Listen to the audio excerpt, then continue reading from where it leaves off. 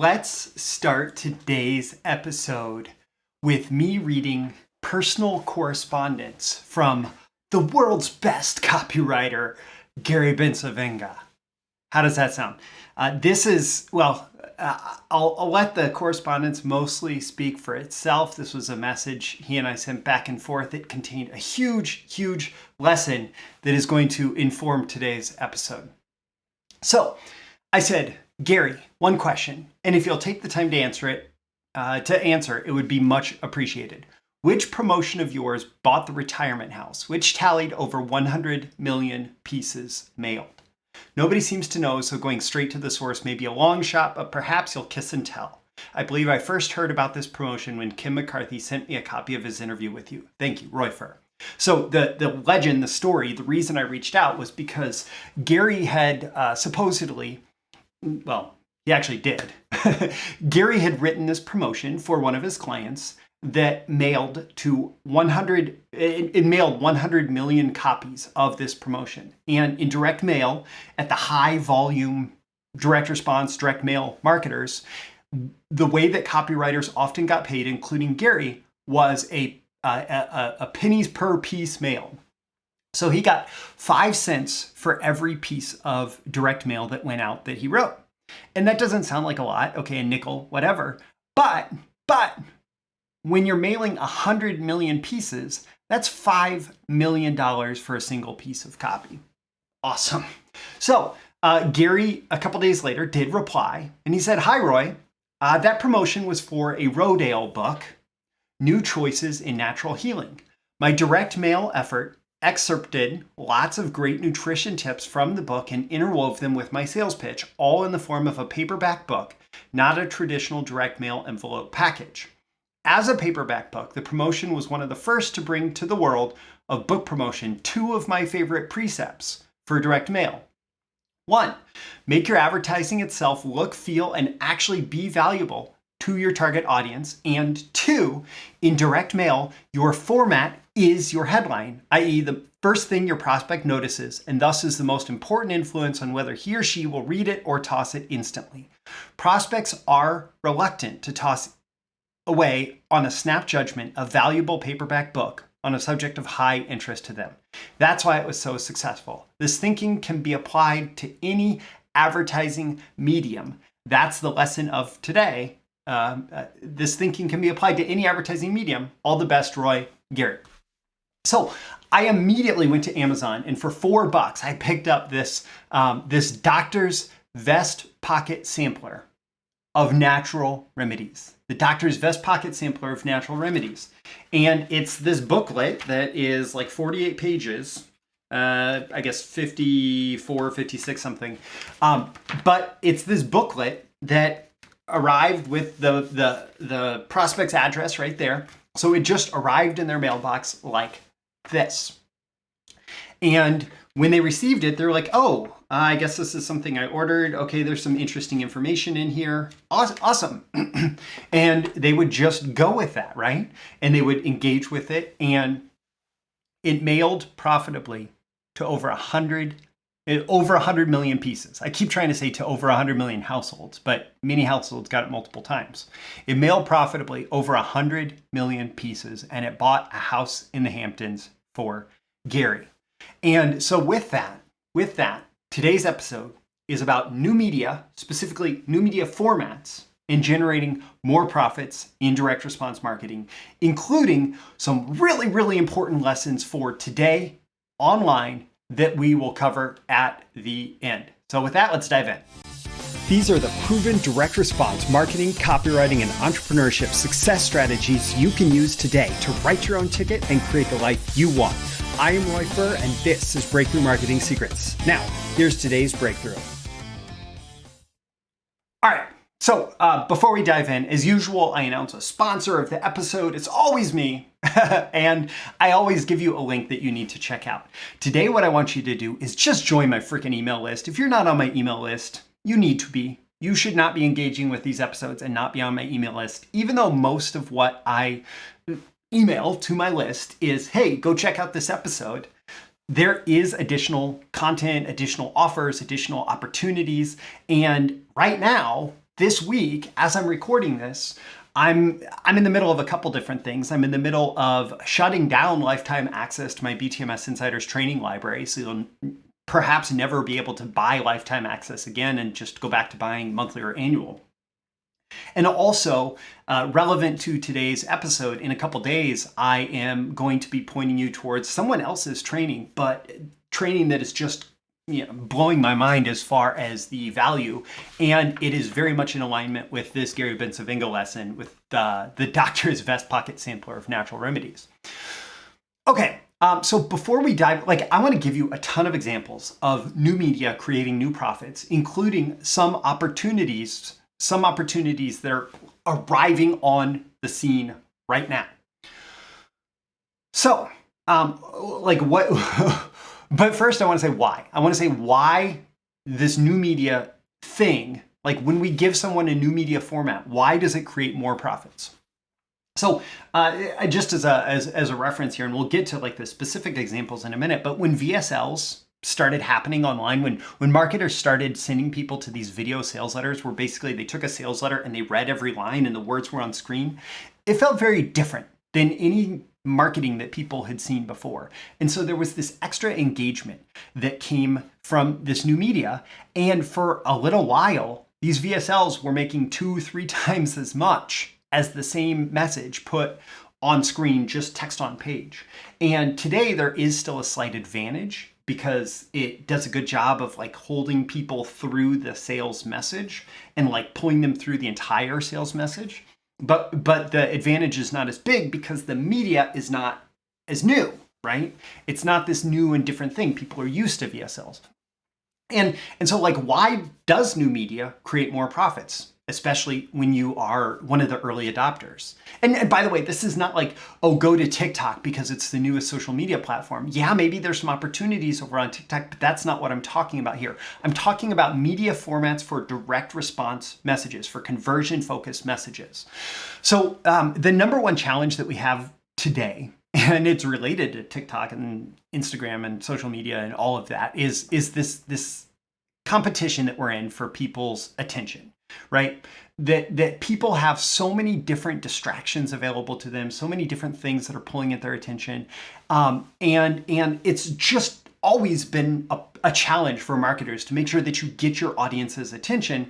It is even more so today because we have this marketplace. It's full of unlimited distraction. And there's this quirk of human psychology that actually comes from our survival on the savannas of Africa.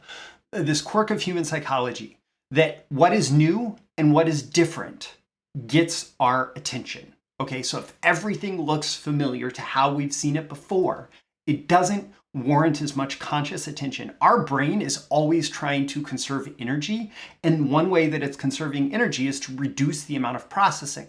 So unless something looks different than what we're used to, our brain doesn't give it extra conscious processing because that extra conscious processing is costly in terms of energy, right? And so the best new media that we have for marketing is different.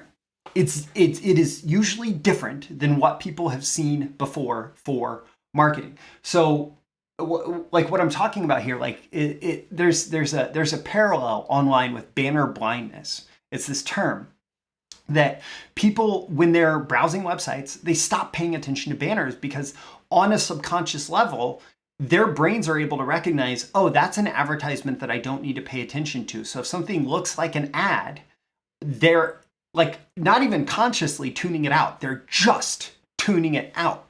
And so it has to be different. It has to get their attention, but it can't necessarily just be louder in order to get their attention, because being loud for loudness sake also has a negative effect on people's willingness to pay attention. Even if you get a moment of more conscious attention, people are just not wanting to engage with something that's just loud and in their face. And so the best new media is different. It catches their attention because it feels different than what they're used to seeing ads show up as, but it's also the same.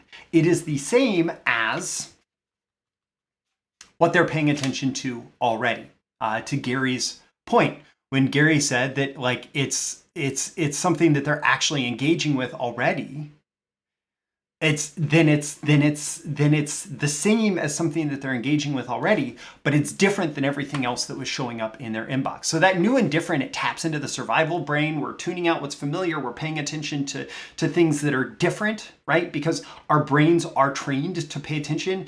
Because if suddenly that patch of grass over there looks different than we're used to, there could be a lioness in there just waiting to hunt us, right? Or if the patch of grass looks the same, then there's less need for caution, and we can focus on other things. But the different but same media does a great job of hacking their attention, because it is something that they're already paying attention to, but it's different from how they're currently being sold to. So there's not that same level of, oh, like I can just immediately judge this as that's an advertisement, so I don't have to pay attention to it. It's, oh, this is something interesting that is similar to what I'm paying attention to already. And I don't immediately have the negative reaction of, oh, that's an advertisement, so I don't need to pay attention. So here's the thing. Different but same media, this new media that I'm talking about, different but same media has always worked. It's consistently worked. And I'm going to give you a ton of examples in a minute. And I don't want you to think that this is just some stupid list. I don't want you to think like, oh, Roy just came up with the history of different media choices and marketing. And obviously it's not going to be a comprehensive history, but it's going to be, it is a fairly substantial history of different media choices and marketing and how people started engaging with things differently. So there are a ton of valuable lessons in here, and I'm going to try and hit them fairly quickly. So way back in the day, there were ads, right? This is roaring 20s, 100 years ago. There were ads that people were running, and there was ads in different media.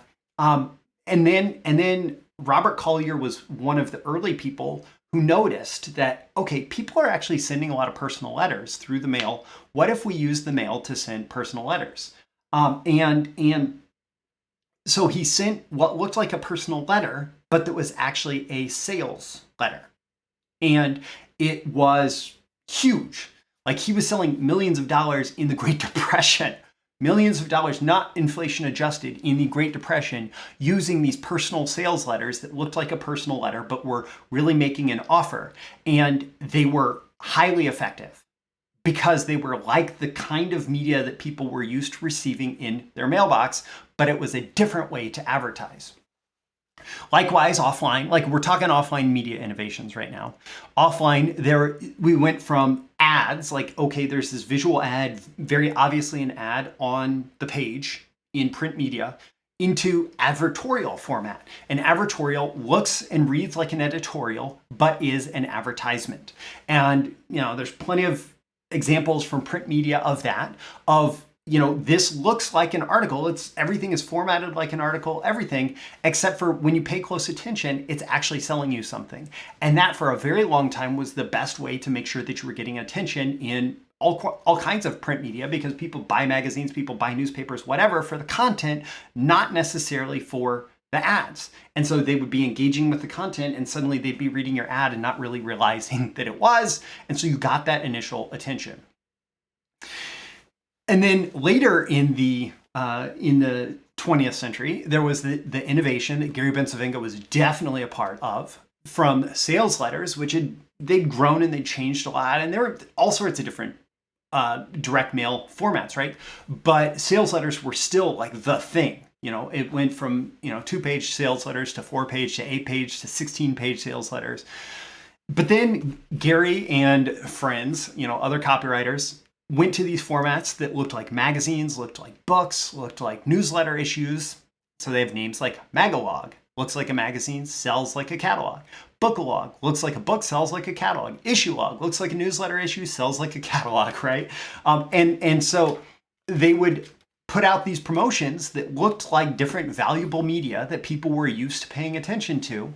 And they would put their copy into that format, and they did very well selling by direct mail in those contexts. And by the way, I'm not saying that any of this media is dead. So much of it still works today if you are using it. But these are just different examples of innovations where early on it was a huge advantage to grab onto this new media and say, oh, like there's a huge profit potential in this because people are giving it attention because it's different but same media.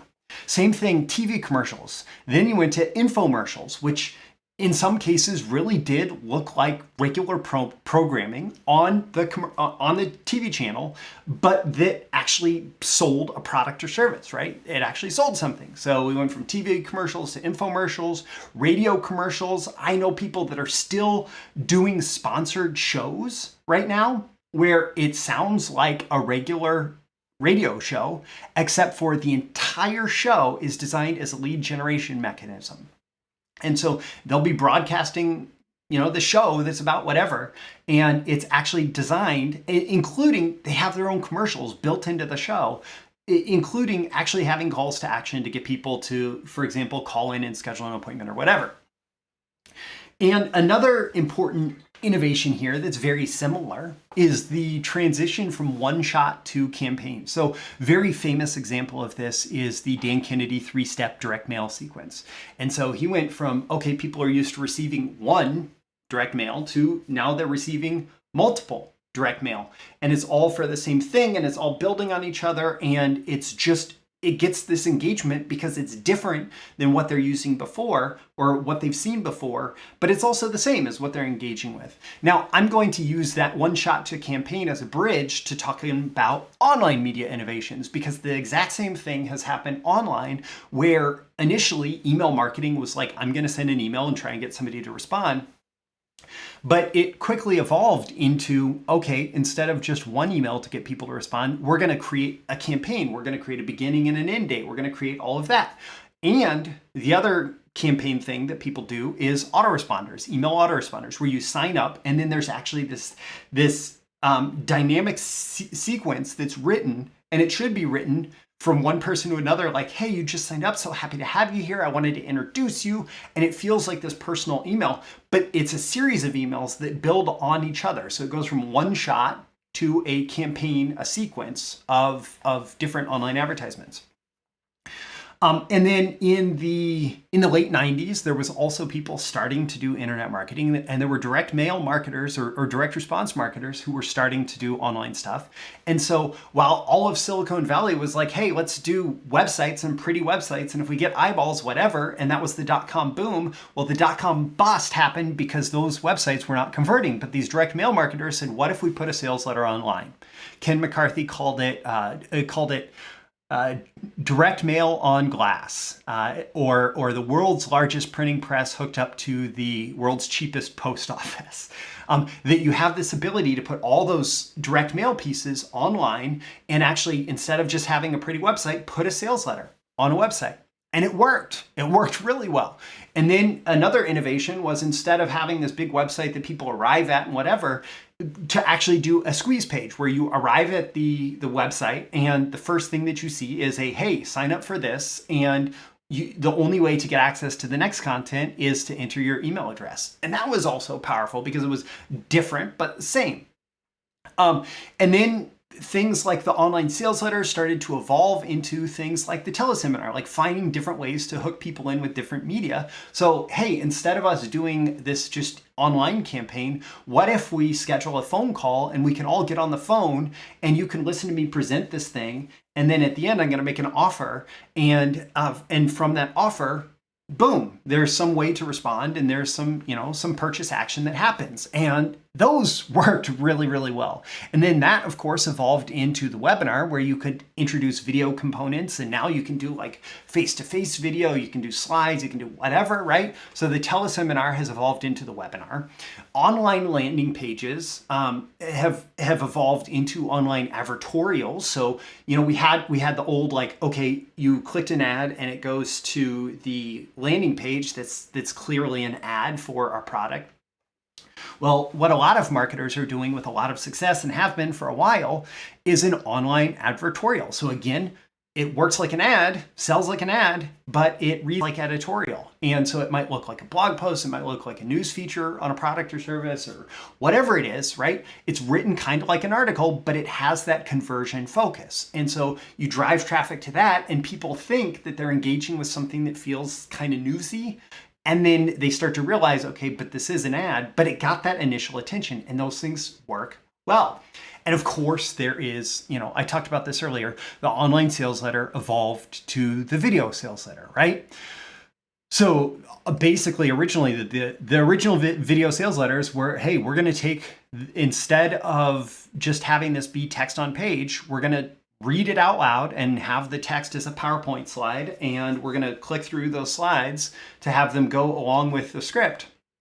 And boom, we're suddenly reading the sales letter to the prospect. And there have been all sorts of innovations on that front. And then VSLs evolved into doodle VSLs. So there were people who were like, we'll draw pictures for you. And that worked because that got that new initial attention that people weren't used to receiving sales messages. And VSLs evolved into interview VSLs. So there's interview people. And so you'll have, you'll see this a lot with the big financial publishers. It looks like a news set and they're interviewing about financial news. And it turns out the person is talking about this new investment, and the new investment, the way that you figure out what the investment is you have to sign up for their service. And so it's an interview VSL. And some of the best marketers, and I've been involved with a couple of these campaigns, some of the best marketers almost turn it into a documentary. Right? So instead of it looking like a video sales letter or a studio interview or whatever, it's a documercial. And so it seems like a documentary about this new thing happening in the markets or technology or whatever. But it is a documentary that then turns into an offer, a pitch, right? And of course, there is, there's that transition that's also happened from like one shot online to complete funnels and like whole funnel structure and multiple offer sequence and all of that. There's also the transition from one shot to like the product launch formula. So there's multiple media that goes out, and all of that supports one big offer, maybe one big launch that's going on, right? All of these changes, what's happened is especially the people who are earliest to it. So many of them, it's not that the media is a gimmick that gets response. It's that the media is actually a very effective way to deliver the sales message. It's just very early on. For the people who are early adopters for this media, there are huge advantages that come because the media, instead of being a familiar marketing media format, the media is it's a different but same format that people are used to, like interacting with the media, right? People are used to interacting with these media, but there's not a lot of conversion focused, direct response focused marketers who are proactively using that and putting it in front of people, especially in the context of paid campaigns. So like clicking through from a YouTube ad or clicking through from a Facebook ad or clicking through whatever. There's not a lot of marketers who are using these campaigns to do that. And so that's where this becomes like really powerful, is when you're among the earliest to do these paid media campaigns where it's like, hey, check out this new thing or check out this thing. And people are not used to that thing that's being checked out being an advertisement, which brings me to right now. So there's actually two that I'm really excited about. And later this week, if you're on my email list, you're going to really start hearing about $1 million Google Docs. And I've started doing some experiments with them and generating tens of thousands of dollars of leads very quickly, and money in the bank as part of that. And it's basically people, giving credit to Ian Stanley, who came up with that. There is this brand new use of Google Docs that Ian Stanley has already made over $1 million in the last year with this, including everything from like low ticket offers to cold traffic to high ticket offers to his own list. And it's just because he's like, hey, check out this Google Doc. And there are certain advantages to this media that will probably make it very effective for a long time. But right now it's extra effective because it is so because it's that different but same factor, right?